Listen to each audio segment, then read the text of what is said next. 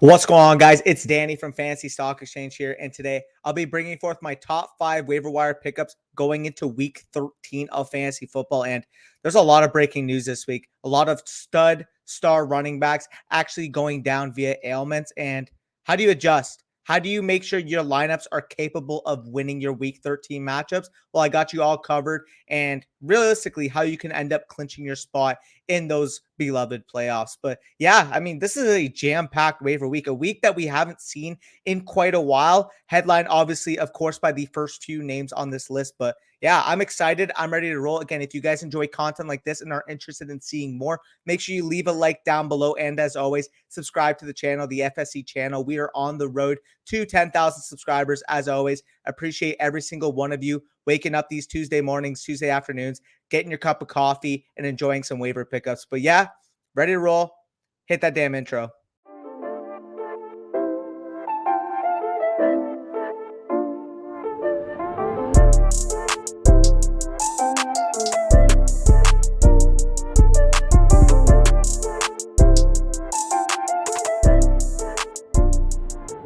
All right, so let's start off with the first name on the list. And if you guys aren't living under a rock, you would pretty much know that the top 2 names in particular are going to be pretty bog standard. But we'll start off with my number 1 waiver pickup of the week. And that's going to be Alexander Mattison, running back from the Minnesota Vikings, currently rostered in 51% of Yahoo Fantasy leagues. And quite frankly, this is a guy that before, obviously, in the old threshold of 50%, would not have made this list. But since I raised it to 60, guess what? This is the number 1 name on the list, and it's pretty easy to see why.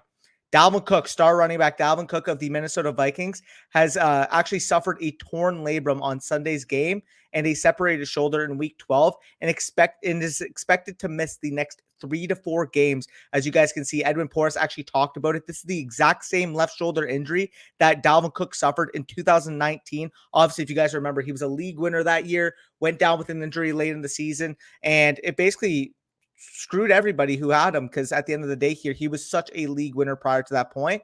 But we have seen from Alexander Mattison this year that when Dalvin Cook misses time, he is an absolute game changer from a fantasy football sense. You guys can see in the 2 games that Dalvin Cook missed, and we saw Alex Mattison step into that workhorse 60+% snap type of role.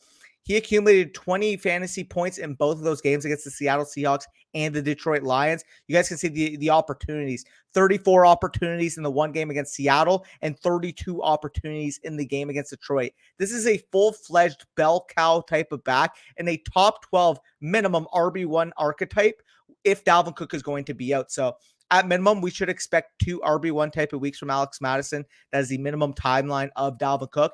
And as you guys can see with Edwin Porras, he actually said that the minimum timeline would be 2 to 3 weeks. This could be a season-long type of ailment for Dalvin Cook, obviously with the nature of his shoulder and what he's dealt with in the past.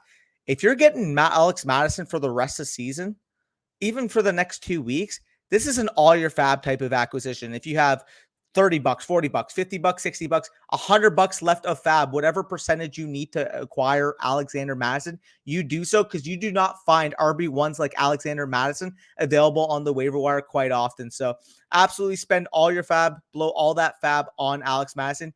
He can end up getting you into those playoffs. But let's go on to the second name on the list. And we mentioned Dalvin Cook being a league winner when he's on the field. Well, there's no league winner better than Christian McCaffrey when he is healthy and playing at his top level in fantasy football. But guess what?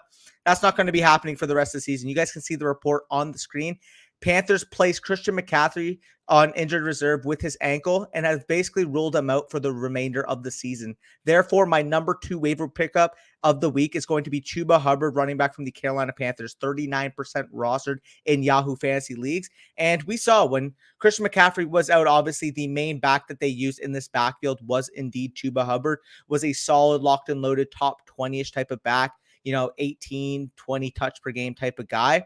The main concern I have here is the fact that with Alex Mattison, we know he's getting the full-fledged workhorse role. We know he's getting the early down work, the pass catching work, which we saw in those 2 games that Cook missed. The problem that I have with Hubbard is the fact that this Panthers team is a much worse offense comparatively to Minnesota. And the fact that they have Amir Abdullah actually contributing on pass catching and third down situations makes it so that Chuba Hubbard is below, obviously, Alex Mattison. Not to mention that I do actually think Alex Mattison is a more gifted football player. So I mentioned again, both these guys are going to be worth your max bid because at the end of the day here, although I expect higher expectations from Alex Mattison, RB1 type of expectations, I think Chuba Hubbard, as long as Christian McCaffrey is out, should be a locked and loaded RB2, but probably a low end RB2. And at this current juncture in the season, you're looking for bell cows. You're working for production. And I do think that despite the offense being, inconsistent to say the least, Chuba Hubbard should be a locked and loaded low end RB2, high end RB3 rest of the season. So in terms of FAAB, again, I don't mind spending the rest of your load to ensure you get Chuba Hubbard. But anyways, off of Chuba Hubbard, the next name on this list is going to be Jamaal Williams, running back for the Detroit Lions, currently rostered in 39% of Yahoo Fantasy leagues. And the main news here is that Swift is day-to-day with that shoulder sprain injury he suffered on that Thanksgiving game last Thursday. And we saw it. I mean, the whole fantasy community went in awe when Swift went down. We thought it was very serious. As it turns out, it's not as serious as initially anticipated, but Lions coach Dan Campbell actually went out and talked about it and said that it would be hard to see DeAndre Swift coming back against that game or going up against the Minnesota Vikings. So if that's the case, if Dan Campbell's not confident that DeAndre Swift is going to be back, we saw that Jamaal Williams can operate as a number one bell cow type of running back when DeAndre Swift misses any time. He is adept in the passing game. He can handle the early down work. And I do think that if you needed a spot start right now, you only need him for 1 week. You need one start. I would actually prefer Jamaal Williams to Chuba Hubbard. But again, if you're looking at it from a longevity standpoint, I think Swift's going to be back in 2 weeks. So therefore, I would slightly prefer Hubbard at face value. But again, you need a spot start. You need to clinch your playoff spot. I think Jamaal Williams could be a locked and loaded, top 16-ish type of running back, while Chuba Hubbard's more so a back end top 20 to 22 type of back for me. So in terms of FAAB, again, as always, you need those wins. You need that production. You can bid all the FAAB. I don't care about FAAB at this point in juncture. It's freaking week 13, y'all.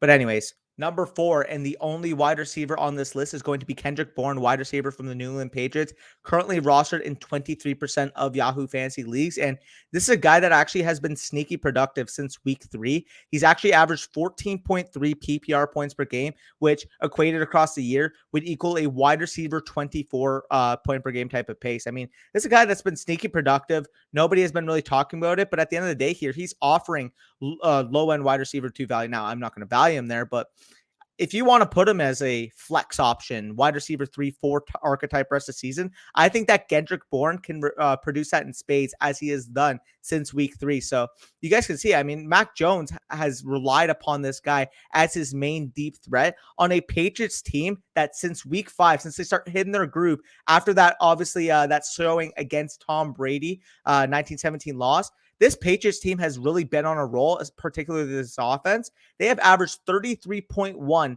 offensive points per game scoring. And if you're getting the wide receiver 1, the most valuable wide receiver on that offense, which Kendrick Bourne has been, he's well worth a waiver pickup. So in terms of FAAB, again, I'm not going to overdo it here because I don't think it's going to make or break your season if you have a Kendrick Bourne. But if you need flex value, if you need depth, I think Bourne can provide you significant depth at this current juncture, particularly with the amount of injuries we have seen in recent weeks. But finally, number 5 on this list is going to be Matt Breida, running back from the Buffalo Bills, currently rostered in yet again 23% of Yahoo Fantasy leagues. And he ultimately trailed Devin Singletary in terms of overall opportunities, overall snaps. But at the end of the day here, they were absolutely blowing out the New Orleans Saints. And we saw the majority of Matt Breida's work actually come in the first half.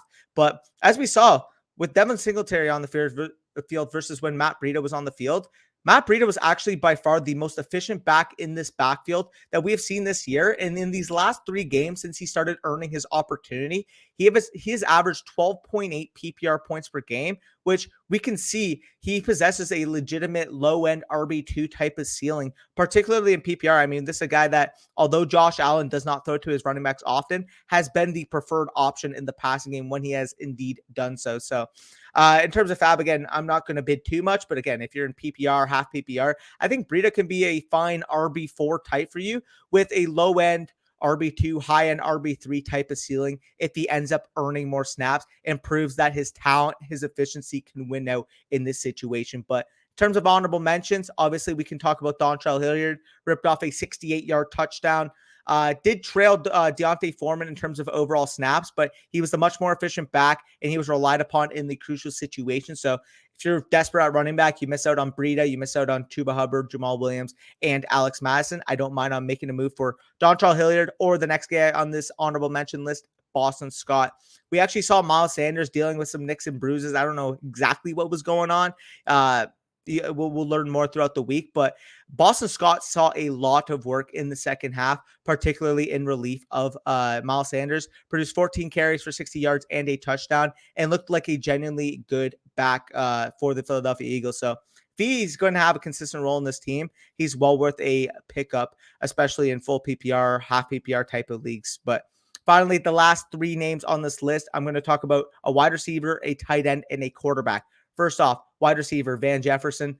It's pretty simple. I mean, this is one of the highest powered offenses in the league, leads the league in terms of 11 personnel splits, and Van Jefferson has genuinely just been a good player this year. So if you need someone to, stash on your bench, put in the flex every now and then on a pinch type of play, I think Van Jefferson could be able to provide value for you, obviously, in your flex spots.